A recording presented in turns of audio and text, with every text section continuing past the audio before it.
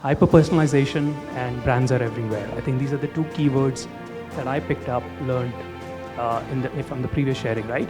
I want to flip this and kind of say, brands are everywhere, but if you flip it, who are we? We're customers also. We are everywhere. Recognizing the real value of a customer and enriching that value. What marketing will you do in a publisher? The sales people coming to me and telling me that, तू जो मर्जी marketing कर ले, जो हम बेचेंगे लोग वही खरीदेंगे. Set the right content, build that engagement platform with, have the right touch points for a consumer to come back to you and you will never find these out.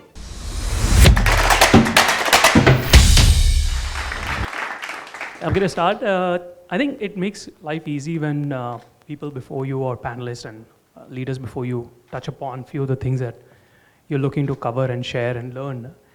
Hyper-personalization and brands are everywhere. I think these are the two keywords that I picked up, learned from the previous sharing, right?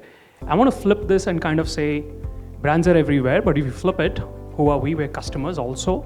We are everywhere, which means the brands need to be everywhere, right? So the context is going to be wearing the hat of the customer while you're a marketer, you're talking to a customer, and kind of walk through this journey, right? So we believe the context before we get to the questions is, as a customer you are, or as a brand you're communicating typically with a customer.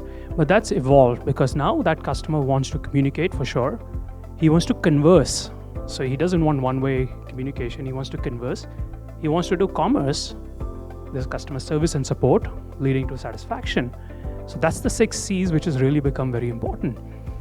Traditionally, if you're a product company, the customer would walk into your store, and if you're a service company, would walk into a branch or an agent or in some shape or size. That has changed because he's digitally present today. So I was just, I think, sharing another example. I buy my avocado because I saw it, Kimaya marketed on Instagram, and now they communicate with me in my channel, and I'm present there, versus going to a store to buy an avocado, for example. So the customer is everywhere because you're present there, or you're communicating, or he wants to be there. Open WhatsApp. We open WhatsApp every morning, right? For a classic example. Due to COVID, this obviously got massive tailwinds. And to add on top of that, now it has become 24/7. So your customer is everywhere 24/7. And that adds more complexity. The context of the panelist here, insurance is even more complex as a product. A retail product has 1, 2, 3, 4 touch points from a pre-sale, sales, and post-sales. But insurance, in my understanding, has anything between 8 to 15 touch points and that adds further complexity. So putting that as a context and winning in 2023 from a superpower perspective and CX perspective, Nisha, I'll start with you first. From the 5 superpowers that we spoke about, creating surprise, delivering unique products or solutions, high level of personalization, memorable experiences, and repeatability of creating this across different cohorts. Which one of them really is your favorite as a professional and as a brand? And how does your brand actually use it in a use case? So I think the superpower of creating valuable experiences is something which we as a brand stand for. And I think, Vatsal in his opening note touched upon that one of the superpowers a brand has is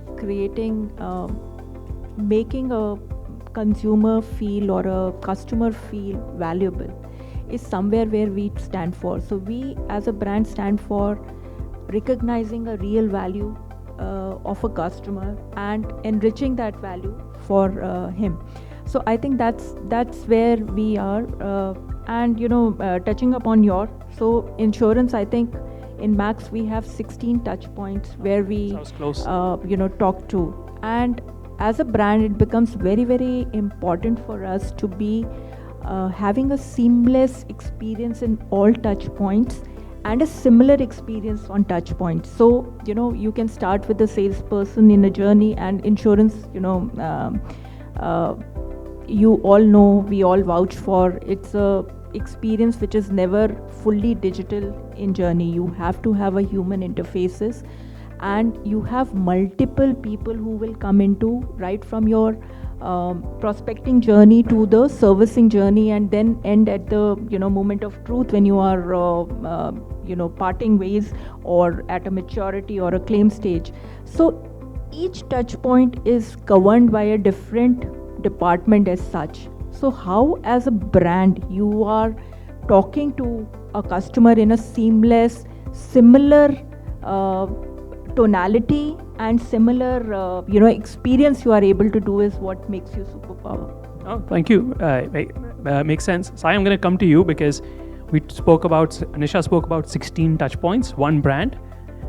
Somebody who's been an early innovator in the space as early as 2008. You're talking 16 touch points times hundreds of brands, times hundreds of products. Which of these superpowers from a customer experience perspective and is something that you kind of focus on or is your favorite? And how do you manage this? Because now the complexity for you is increased multifold. I can see a lot of faces which are already saying that can we talk about something else? But as we say, it's a lot of consumers also say that it's never a good time to talk about insurance. Yeah, abhi mat baat karo yaar. Don't talk about that today. Don't talk about this tomorrow. So, but it's never a good time, they say. But it's always a good time to talk about insurance, at least for us. So, so coming back to the superpowers, I remember, I've had the opportunity to work in both Aviva and Max, and then, I moved to Policy Bazar, which was a disruptor it started in 2008. And I also remember back then when I was moving to Policy Bazar, and I remember my boss telling me that, what marketing will you do in a publisher? So what I'm trying to say is at that point of time, no one saw the kind of disruption that can happen in this category. But having said that, the early stages of Policy Bazar was to really create disruption and move this entire insurance. Because I've been in the manufacturer's company, so we know that I always used to have the salespeople coming to me and telling me that तू जो मर्जी marketing कर ले, जो हम बेचेंगे लोग वही खरीदेंगे. This happened. I've heard this from salespeople. But at the same time, how the entire push category became a pull category, and somewhere we've been slightly instrumental along with our partners. We've been instrumental in creating that push to pull. But I think that was the initial stages of Policy Bazar, where we created from a push to pull. But if you actually think about it, when a consumer buys an insurance product, he actually does not get anything in hand. He gets a document which is like Vedic scriptures, which no one actually reads and no one understands. It has some meaning to it, but no one actually understands. So, but at the same time, it is an important piece of document, but that's about it. And if you ask him 2-3 years down the line, where has he kept the product, where has he kept his insurance policy, he would not know. A lot of people don't know. If I ask in the room, people don't know where their policies are. So that's where the entire disruption happened. That if you you can store your insurance policy on your app. So you can go there, you can renew and do everything. So that disruption happened. But one of the single most important things, superpower that if I have to talk about right now, it is the moment of truth for insurance. There's nothing bigger superpower than the moment of truth. We can create great advertising, we do a lot of campaigns, we do a lot of marketing, personalization. But if you are not there for the consumer at the moment of truth, then you actually failed him or her as a consumer, and you failed yourself as a brand. So I think that's the single most important superpower for insurance category. And if you ask about Policy Bazar, how we have actually come to that journey is first discoverability, that you say that that once someone comes to Policy Bazar, there's like hundreds of policies and so many. So we try and do as close as possible to understanding the consumer and giving him the perfect match, which is that what product suits him, etc. But at the same time, over a period of at least in the last, especially during COVID and post that, and even before that, we always talk about PB advantage. We are the interface between the consumer and the manufacturer. So our job is not just to tell him what is the right product to buy. That is like an unbiased advice is the one of the biggest things, but also standing by them at the time of claims. So that is the single most important thing, and our entire focus and energy is now going towards that. How can we create more stories? Like for example, if you buy health insurance now, what we do is we have dedicated health experts who are actually at the hospital, who will pick your document and whatever the your health insurance document, and they will coordinate with the TPA, with the insurance company, and ensure that your claim is done, so that you can just think about your you can attend to your medical emergency. So that is the single most important moat for us going forward. And what that does for our marketing and for our other communication efforts is that a very strong customer, he's a convert for life, and he is the one who talks about the brand in the multiple touch points. So going forward, even our communication strategy is going to be how do we leverage this. So for the longest time, a lot of people have complained, and I'm sure people in this room also would have complained about the amount of calls we make, amount of messages we get, instant calls.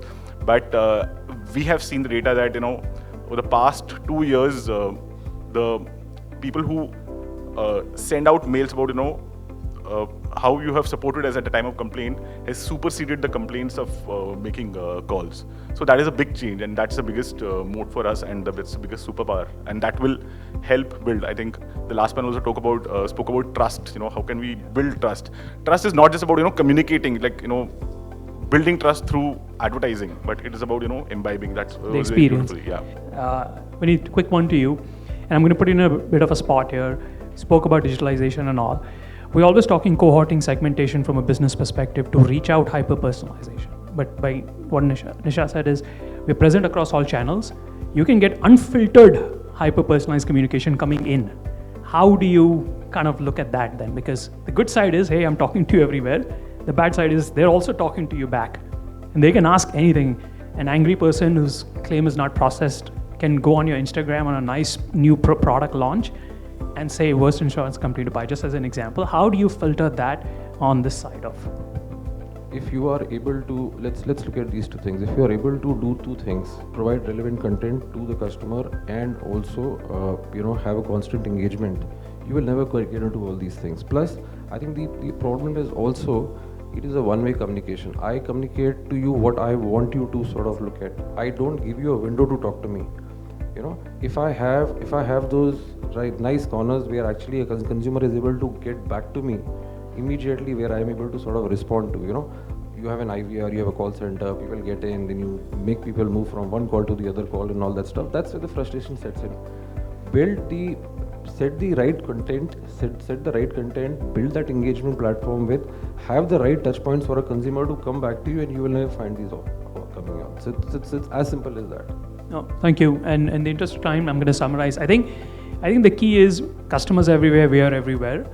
But I would take away this moment of truth, there's various things, but let's move from communication to conversations, because our customer wants that. It's not because we want that, they want that to converse with you, one-way communication. So thank you, gentlemen. Thank you. Thank you. I'm sorry, thank you.